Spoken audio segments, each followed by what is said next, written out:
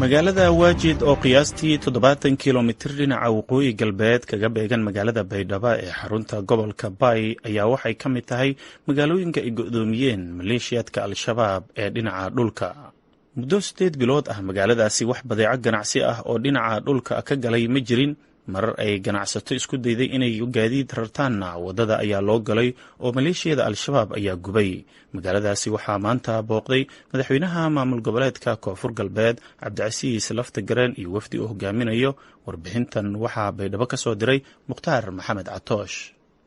madaxweynaha dowlad goboleedka koonfur galbeed Soomaaliya Cabdicasiis Xasan Maxamed Laftagareen iyo wafdigu uu hogaaminayo oo isugu jira xildhibaano iyo wasiirro ka tirsan maamulkiisa ayaa soo gaaray degmada Waajid ee gobolka Bakool. socdaalka madaxweynaha koonfur galbeed ee degmada Waajid ayaa la xiriirta u kurgalida xaaladda nolosha iyo tan amniga ee ka jirta degmada Waajid iyo madaxweynaha inuu ka qayb galo caleemasaarka gudoomiyaha degmada Waajid oo dhowaan ay doorteen golaha deegaanka degmada Waajid. maamulka degmada Waajid iyo kan gobolka Bakool ayaa madaxweynaha iyo wafdigiisa ugu warbixiyey xaaladda degmada Waajid. gudoomiyaha gobolka Bakool Shiina Macalin Nuurow ayaa sheegay Waajid inay ka mid tahay degmooyinka go'doonsan ee gobolka Bakool.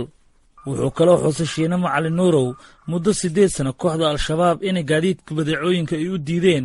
inay soo galaan degmada Waajid, balse dadka degmada Waajid ay muujiyeen adeeg iyo isku duubnaasho.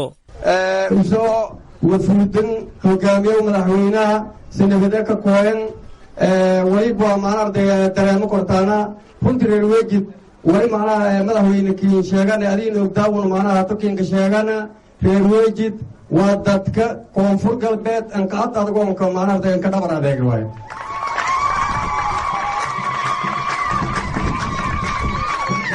لما تكون تومي أفرت إلا يهتول الجديد هقالي ملا dadkan oo badan dhogortiyo iyo onaytooy dadnimadii arag ay timaana way baa dad iska talay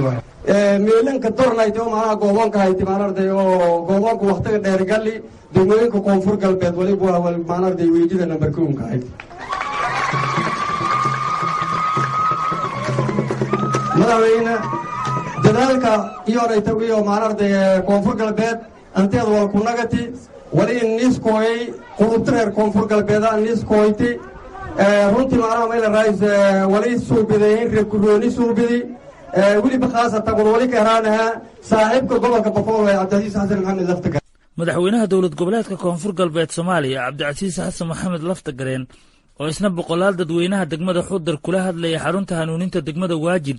ayaa sheegay socdaalkooda Waajid inuu la xiriiro shacabka inay kala sheekaystaan marxaladaha ay ku nool yihiin iyo inay ka qayb galaan caleemasaarka maamulka shacabka ay doorteen ee degmada Waajid. iyo caleemasaarkii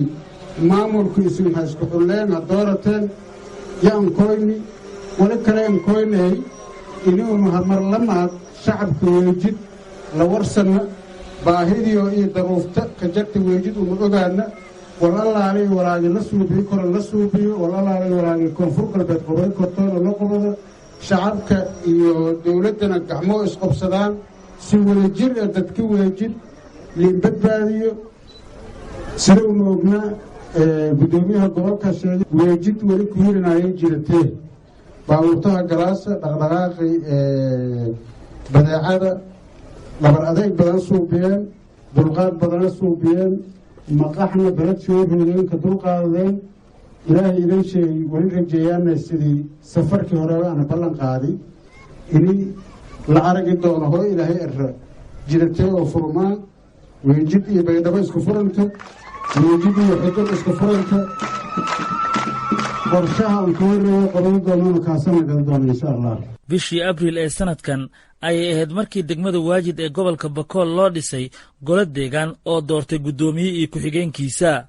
Mukhtaar Maxamed Catoosh VOA Waajid.